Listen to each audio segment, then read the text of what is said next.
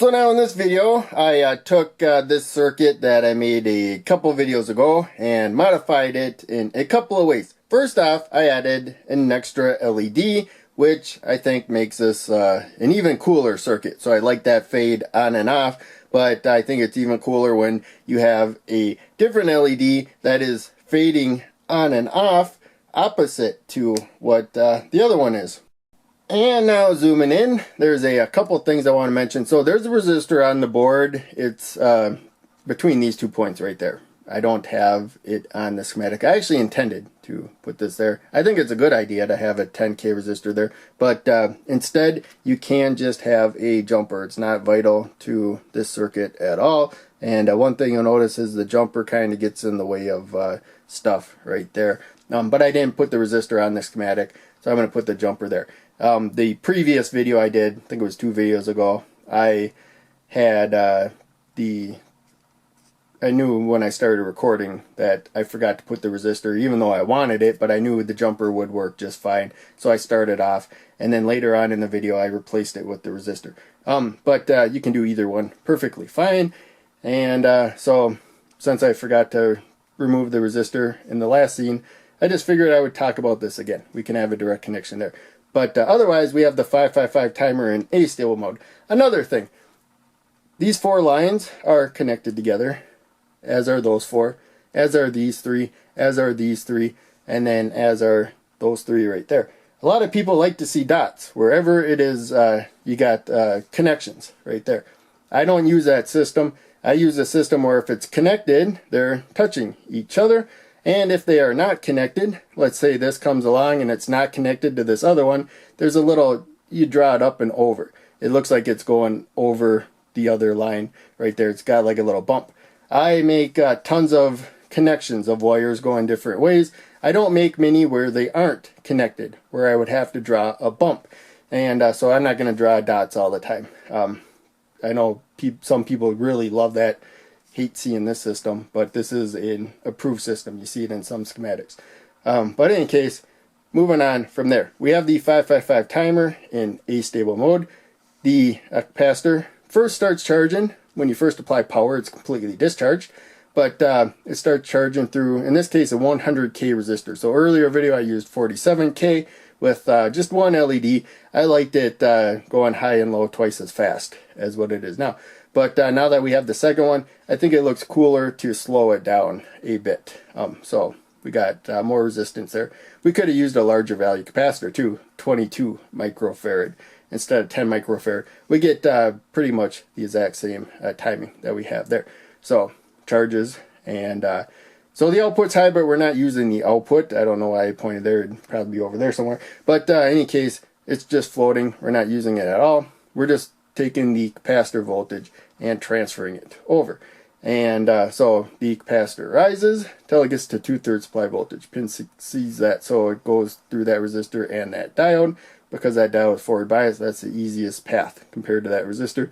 And then when it gets to 2/3 supply voltage, pin 6 sees that, pin 7 connects to ground, and it can discharge through the 100K resistor right there until it drops down to 1/3 supply voltage. Pin 2 sees that when it's 1/3 supply voltage. Then it disconnects pin 7, basically it turns off so that the process can start again while the capacitor is charging. Well, pin 7 is connected to ground. Any current that gets through that resistor just goes to ground. Doesn't affect the timing anymore. So you can see that 100K resistor.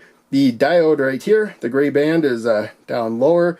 Hopefully you can see that. It's a lot easier to see in person than camera. But in case, current goes through there and charges the capacitor. And then when it gets to 2/3 supply voltage, pin 6 senses that, and pin 6 and 2 are monitoring the same voltage, and discharges through that 1K resistor to 7, and then to ground, which that jumper's hiding. Again, another reason why I like that resistor. It's a little less obnoxious. But in any case, we got that capacitor voltage being transferred over to the op amp. We have pin 4 there, that's the reset pin. So we have to power it. Pin 8, positive supply, top right. Pin 1, negative supply, top left, right there. Have to power it to do all the stuff that is going on here. And then we have the reset pin, pin 4 right there, also to the positive supply. It's waiting for close to ground, And if it's close to ground, then the output's going to stay low, but doesn't matter in this circuit. But what does matter is pin 7 will stay connected to ground right there. So the capacitor will discharge to 0 volts and just stay discharged to 0 volts until you get a high voltage again, high enough voltage to pin 4 to undo that. So we don't ever want that to happen, so we just tie it directly to the positive supply. And now we come to the op amp part of the circuit. So there's our jumper. As I said before, it's coming to the non-inverting input right there. The output tries to be more like the non-inverting input than the inverting input. We'll talk about that a little bit more coming up. So that's the bottom one there. Inverting input above it, you can see it's tied together to the output, which is one more above. We have to power the op amp, of course. So there's a jumper to the positive supply, and there's a jumper to the negative supply. So pin 4 is negative, pin 8 is positive, and I didn't draw it on there. Sometimes you don't see the supply pins drawn on there, and so make sure you get used to that. If you don't see it around there, you still have to apply power. And so we're using the LM358. Other op amps have different pin layouts. They don't all have 2 of them. If it's an 8 pin right there. Some of them just have 1. So always look up the data sheet of the particular one you're using. But in any case, we already talked about voltage of the capacitor starts rising. So you can see this LED is to the positive supply. That is the upper one right there. And it's the same setup I used a couple of videos ago. The one we added down here goes to the negative supply. So you can see negative there to the cathode. Anode up there. Remember, the anode always has to be more positive, cathode more negative, or it won't light up. And so when the capacitor is charging, this voltage, the output voltage, is rising. It's going the same direction. So as the capacitor charges, that LED gets brighter, starts off being off, and then gets brighter, or close to off. They might not be turning off completely, but they're getting close. So capacitor voltage rises, output voltage rises, that one starts lighting up. That one goes from lit up to not being lit up because you're getting closer to the same voltage on both sides of the LED. It's going to be turning off. Then the capacitor is going to get to 2/3 supply voltage. Its voltage is going to go down. So again, we're transferring it to the non-inverting input. Its voltage is going to start going down. So that one was off. This one's on. As the voltage goes down, it's getting closer to ground. That one gets dimmer, whereas this one gets brighter because it's getting more and more voltage difference right there. The capacitor is charging and discharging to 2/3 and 1/3 supply voltage. 2/3 supply voltage is pretty close to what we can output when you're using 5 volts right there. Probably like 3.5 volts, maybe 4 if you're lucky, you can get from the output.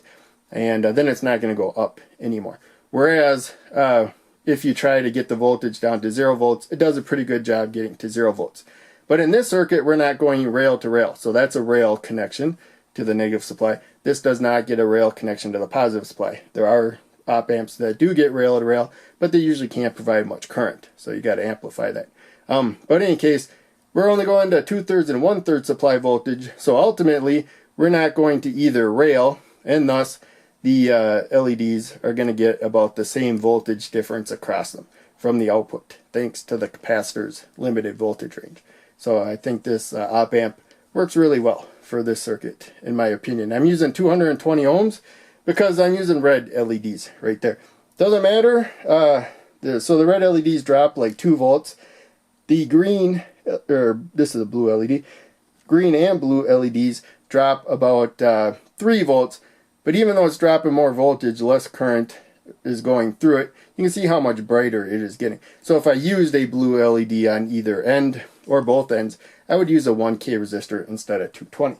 So, in any case, I hope you like this long version.